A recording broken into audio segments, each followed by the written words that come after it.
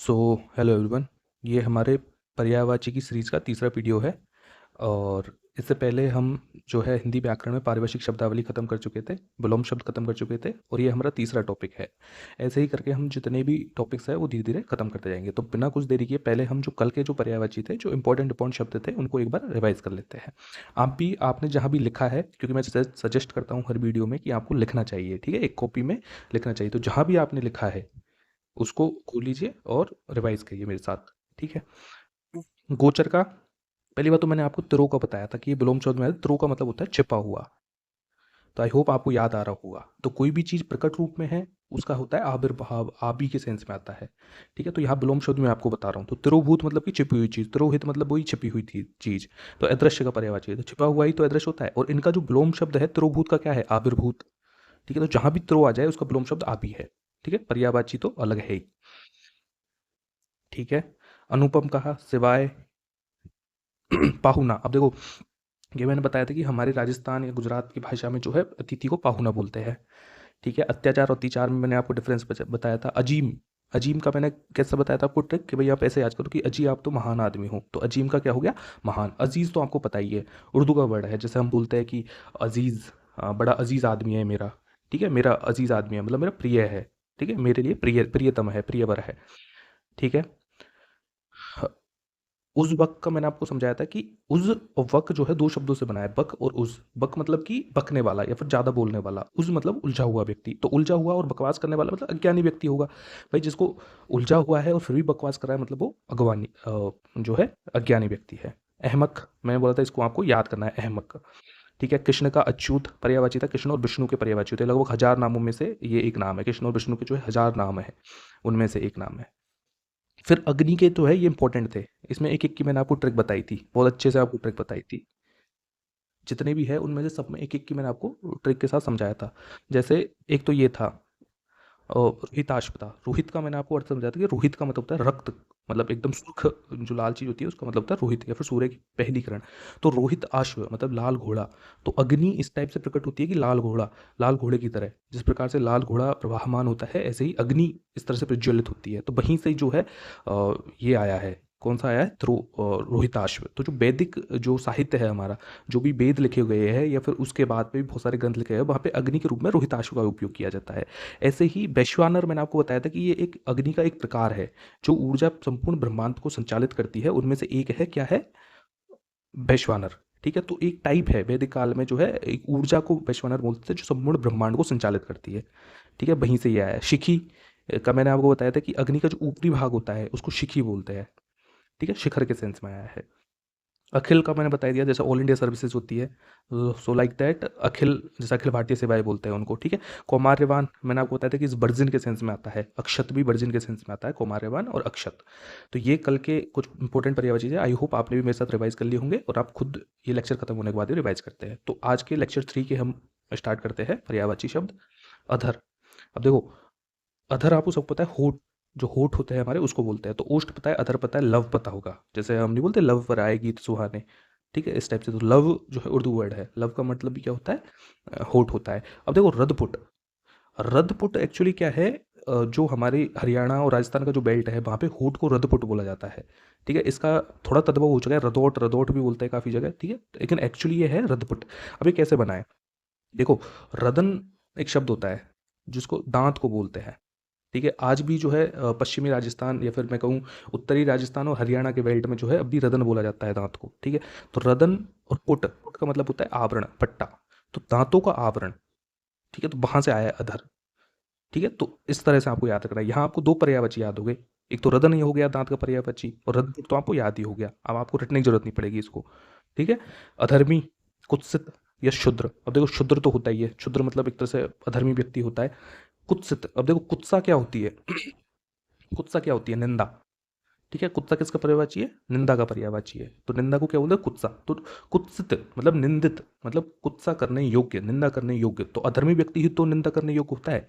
तो वहीं से यह आया है अधर्मी मतलब कुत्सित, ठीक है। अधीन, अवलंबित, परवश, मातहत और वशीभूत, ठीक है। अधीन वशीभूत हो गया, परबस मतलब दूसरे के बस में, अधीन भी तो दूसरे के बस में होता है। अवलंबित, एक होता है स्वावलंबी, स्वावलंबी कौन होता है, स्वतंत्र व्यक्ति या फिर जो खुद पे ही निर्भर होता है। अवलंबित मतलब कि दूसरे पे अधीन व्यक्ति, तो वो हो गया पराधीन व्यक्ति हो गया, अधीन व्यक्ति हो गया। मातहत भी बोलते हैं। मातहत मतलब कि दूसरे के सहारे चलने वाला कोई व्यक्ति, दूसरे पर पलने वाला व्यक्ति, उसको मातहत बोलते हैं।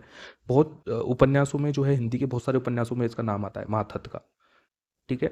यदि आप जैसे मैं आपको एग्जांपल दूँ, तो आप यदि यशपाल की दिव्या जो उपन्यास है वो पढ़ोगे तो वहाँ पे मातहत आता है। ठीक है। बहुत सारी जगह पे मातहत का यूज किया जाता है कि अधीन व्यक्ति कोई। ठीक है। अधीर, अब देखो अधीन तो पता है, अधीर क्या होता है, जिसमें धीरज न हो। धीर का मतलब क्या होता है, धीरज। धीरज मतलब कि धैर्य। तो अधीर जिसमें धैर्य ना हो, तो धैर्य नहीं होगा तो वो क्या हो गया, आकुल हो गया, मतलब व्याकुल रहेगा, तत्पर रहेगा, आतुर रहेगा।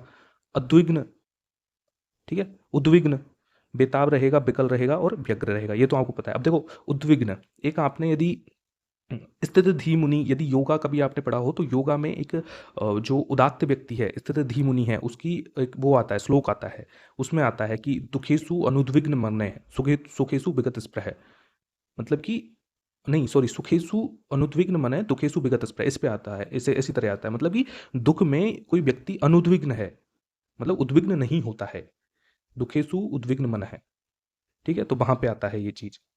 तो उद्विग्न का मतलब क्या हो गया कि अधीन, अधीर, मतलब कि उत्तेजित व्यक्ति जो होता है ना, वो आता है।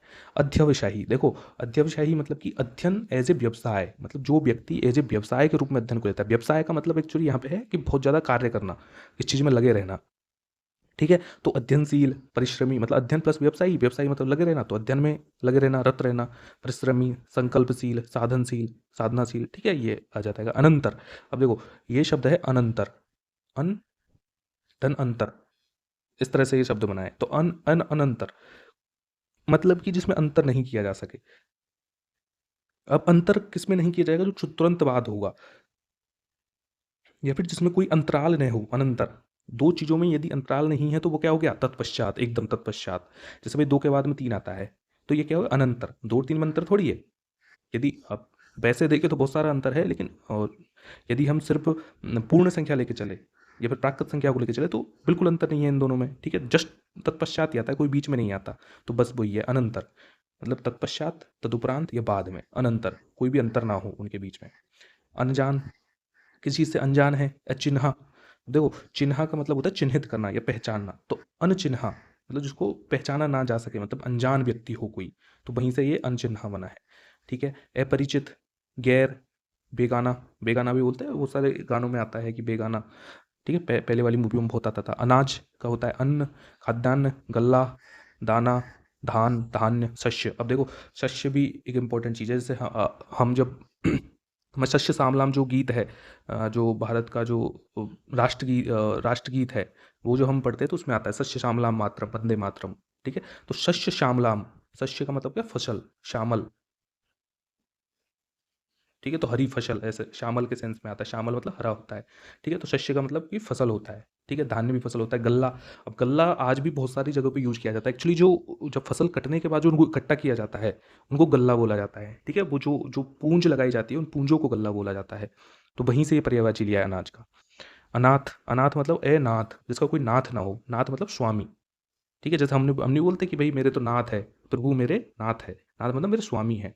ठीक है। तो वहीं से आया है अनाथ। तो दीन, सतीहीन, ये सतीहीन या फिर नाथहीन इसको बोल सकते हैं। ठीक है। निराश्रित, बेसहारा, यतीम। अब देखो यतीम इंपॉर्टेंट है, आपको यतीम ध्यान रखना है। यतीम, ठीक है। अनाथ मतलब यतीम, जैसे कोई भी, जैसे यतीम बच्चा ऐसा बोलते हैं, उर्दू में बिल्कुल बोला जाता है ये यतीम, यतीम बच्चा है, ये बच्चा यतीम है, मतलब कि अनाथ है। अनादर, अनादर का होगा अपमान, अवज्ञा, अवहेलना, तिरस्कार, तौहीन, निरादर या बेइज्जती, ये आपको पता है। अनार, अब देखो ये इंपॉर्टेंट है।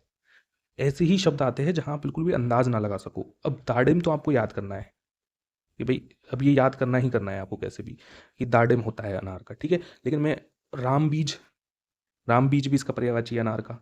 ठीक है। क्या है, राम बीज, अनार का बीज होते हैं अनार में, और बहुत ज़्यादा महंगा आता है, आपको पता है अनार। तो राम बीज एक तरह से, मतलब कि इससे ऊपर कुछ है ही नहीं, राम बीज। ठीक है। और शुक प्रिय, क्योंकि आपने देखा होगा तोते जो होते हैं, शुक का मतलब तोता होता है, शुक का प्रिय होता है। सुकोदन, उदन मतलब वही कि सुख को प्रिय जो होता है वही सुकोदन है। तो सुख प्रिय, सुकोदन और दाडिम और राम बीज। ठीक है। अब यहीं से एक और पर्यायवाची आता है दाडिम प्रिय, दाडिम प्रिय। तो दाडिम प्रिय किसको बोलते हैं? तोते को बोलते हैं। तो सुख प्रिय हो गया अनार और दाडिम प्रिय हो गया तोता। मतलब तोते को जो पसंद है वो अनार, और अनार जिसको पसंद है वो तोता। ठीक है, बड़ा सिंपल सा है। तो ये आपको इसलिए दाडिम आपको याद रखना है।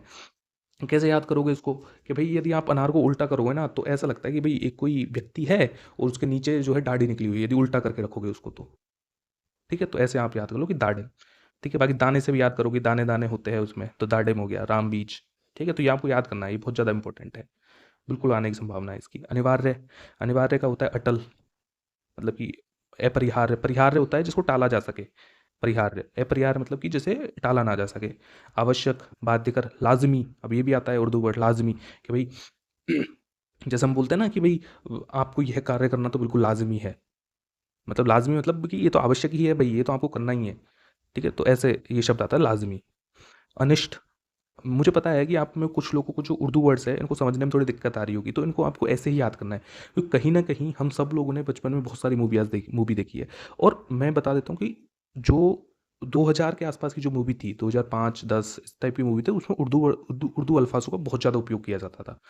तो वहाँ से आप रिलेट करोगे ना तो आपको बिल्कुल डायलॉग्स ध्यान आएंगे मूवियों के, क्योंकि बचपन में सबने देखी और बचपन की यादें हमेशा रहती है हमारे दिमाग में, बस आपको जोड़ देने की जरूरत है। तो वहाँ से ये लाजमी आता है। ठीक है। अनिष्ट, अनिष्ट का मतलब कि निष्ठ न हो जो, निष्ठ मतलब कि कल्याण करने हो, तो अकल्याणकर, अमंगलकारी, अशुभ, अहितकर, बुरा। ठीक है। अनी, अनी एक्चुअली धार के सेंस में आता है, जैसे तलवार की धार होती है ना, तो तलवार की अनी, अनी मतलब कि धार। ठीक है, तो ये तो ऐसे याद करना है, बाकी इतना ज़्यादा इंपॉर्टेंट है नहीं है। ठीक है, फिर भी आपको याद करना है ये। अनुकूल, क्योंकि हम बिल्कुल भी ऐसा भी नहीं छोड़ेंगे, हमारा टारगेट है एसआई की एग्जाम को लेकर, किसी भी एग्जाम को लेकर, भाई हम पे ऐसा एक भी क्वेश्चन नहीं आना चाहिए जो नहीं आए, जो एग्जाम में नहीं आए, हमको ऐसा भी एक भी क्वेश्चन नहीं होना चाहिए। और ऐसा भी नहीं होना चाहिए कि हम कंफ्यूज होकर जो है वहाँ गलत करके आ जाए, क्योंकि इसीलिए मैं यहाँ कंफ्यूज कर रहा हूँ आपको, मिक्स कर करके रिवाइज कर करके आपको पढ़ा रहा हूँ, वो इसलिए पढ़ा रहा हूँ ताकि आप कंफ्यूज ना हो, जो इतना होना है वो अभी कंफ्यूज हो लो, एग्जाम में जाके ना हो। ठीक है, तो बिल्कुल छोड़ना नहीं है अपने को। वो मैं खुद ही उन चीज़ों को छोड़ देता हूँ जो इतनी आवश्यक नहीं है, जो छुट-फुट चीज़ें हैं, जो आपको आती है और वो वैसे ही याद कर लोगे, वो मैं खुद ही छोड़ देता हूँ। ठीक है? तो अनी का हो गया धार, अनुकूल, अनुरूप, अनुसार, मुआकिफ, मुआफ़िक। अब देखो, अब मुआफ़िक तो नहीं सुना होगा आपने, माफ़िक सुना होगा कि भई इसकी माफ़िक, ठीक है? उसकी माफ़िक। जैसे पहले की मूवियों में आप बिल्कुल डायलॉग ध्यान कीजिए आएगा कि तुम किसकी माफ़िक ये करते हो? तुम किसकी माफ़िक ये करते हो? कि मैं तो शाहरुख खान की माफ़िक ये ऐसी चीज़ करूँगा। ठीक है? ऐसे डायलॉग आते थे पहले। तो माफ़िक मतलब कि मुआफ़िक, शुद्ध अर्थ उसका मुआफ़िक है, के अनुसार, अनुरूप, ठीक है? अनुकूल। अनुग्रह, अब देखो अनुग्रह और आग्रह अलग-अलग चीज़ें, कन्फ्यूज़ मत होना। आग्रह होता है किसी से प्रार्थना करना, अनुरोध करना, वो होता है दैट इज़ आग्रह। अनुग्रह होता है कृपा, किसी की कृपा। ठीक है? तो वहाँ से आता है अनुग्रह। अनुग्रह मतलब कृपा। ये आपको मैंने पहले भी बताया था जब हमारे विलोम शब्द थे, वहाँ पे अनुग्रह का वो विलोम शब्द आया था, तब भी बताया था अनुग्रह का मतलब होता है कृपा। इनायत, अब देखो गाना, बहुत सारे गाने हैं, जैसे हाँ, एक गाना है कि खुदा की इनायत है। ठीक है? तो खुदा की इनायत है मतलब कि ऐसे ही कुछ है कि जैसा तुम्हें बनाया है, इस टाइप से कुछ है। तो खुदा की इनायत है मतलब खुदा की कृपा है कि तुम्हें इस तरह से बनाया है। ठीक है? तो आप पे खुदा की कृपा है, खुदा की इनायत है। आई थिंक अरिजीत सिंह का ही गाना है ये।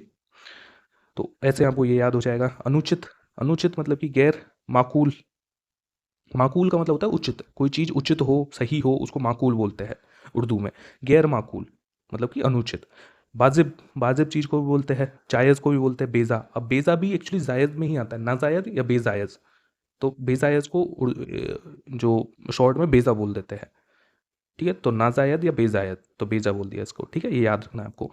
अनुमान, अंदाज, अटकन, कयास। अब जैसे प्रयास करते हैं ना, तो ऐसे ही अनुमान करने का प्रयास करना, तो हो गया कयास। ये भी उर्दू शब्द है। ठीक है, क्या होता है कयास। अनुरूप, तुल्य रूप, सदृश, समरूप, समान। अनुरोध, अभ्यर्थना। अब जैसे जैसे हम नहीं बोलते कि भाई डीओपीटी ने कितने लोगों की अभ्यर्थना भेजी है, कितनी भर्तियों की अभ्यर्थना भेजी है, तो ये तो आपको पता ही होगा। इसको तो बहुत फॉलो करते हो आप लोग, सब लोग फॉलो करते हैं इसको। ठीक है, तो अनुरोध का हो गया अभ्यर्थना, निवेदन, प्रार्थना, याचना या विनती। अपमान का हो जाएगा अनादर, किसी का अनादर करना, अवज्ञा करना, अपमान करना, तिरस्कार करना, बेइज्जती करना। ठीक है। अपराध, कसूर, जुर्म, दोष। अपार, अपार मतलब कि जिसका कोई पार ना हो, जिसे आर पार ना किया जा सके, तो अपार हो गया। अपार, अनंत, असीम, निस्सीम, निस्सीम, असीम या निस्सीम भी बोलते हैं इसको। ठीक है, बेशुमार भी होता है और बेहद भी होता है। अप्रमेय, अब देखो प्रमेय आप सबने पढ़ी होगी बचपन में, 10 तक तो सबने गणित पढ़ी है, तो गणित में प्रमेय आती थी। प्रमेय को इंग्लिश में क्या बोलते हैं? थ्योरम। ठीक है, तो थ्योरम बोलते हैं इनको। तो थ्योरम प्रमेय क्या होती थी? जो स्वयं सिद्ध चीज होती है वो प्रमेय होती है। ठीक है, जैसे मैं आपको एग्जांपल दूं तो पाइथागोरस, पाइथागोरस प्रमेय। ठीक है, तो पाइथागोरस क्या है? प्रमेय है एक, कि भाई अ, यदि ए है, ये बी है, ये सी है, और ये यदि त्रिभुज जो है ये समकोण त्रिभुज है, तो A square plus B square is equal to C square, मतलब कि कर्ण का स्क्वायर इज इक्वल टू लंब और आधार के स्क्वायर के जोड़ के बराबर होगा। तो ये सारे त्रिभुजों के लिए, सार्वभौमिक त्रिभुजों के लिए सत्य है ये चीज। यदि वो त्रिभुज जो है समकोण त्रिभुज है, तो सारे समकोण त्रिभुजों के लिए सार्वभौमिक है, ये चीज सत्य है। तो वही होती है प्रमेय। प्रमेय मतलब कोई स्वयं सिद्ध चीज, मतलब कि वो प्रमाणित है, वो खुद में खुद प्रमाणित है। तो अप्रमेय मतलब कोई चीज प्रमाणित नहीं है, मतलब कि स्वयं सिद्ध नहीं है, तो अज्ञेय होगी, अप्रमाण्य होगी, अबोध्य होगी, अमान्य होगी, अमाप्य मतलब मापी ना जा सके, अवैज्ञानिक होगी, असीम चीज होगी। ठीक है, तो यहां से आया है। ठीक है, तो ये सारे आज के पर्यायवाची शब्द थे। आप, आई होप कि आपने अच्छे से लिखे होंगे, जो नहीं आते उनको फिर से लिख लीजिए आप वीडियो को देख के। और अगले वीडियो में आते हैं और फिर कुछ अच्छे जो है पर्यायवाची शब्द लेके जाएंगे, और इसी तरह से हम जो है पूरी पूरी हिंदी व्याकरण है जो विभिन्न एग्जामों के लिए इंपॉर्टेंट है। हालांकि अभी हम जो है राजस्थान एसआई को टारगेट लेके चल रहे हैं, लेकिन ये तो बहुत सारी एग्जामों में आता है। ठीक है, तो मिलते हैं अगले वीडियो में, तब तक के लिए थैंक यू।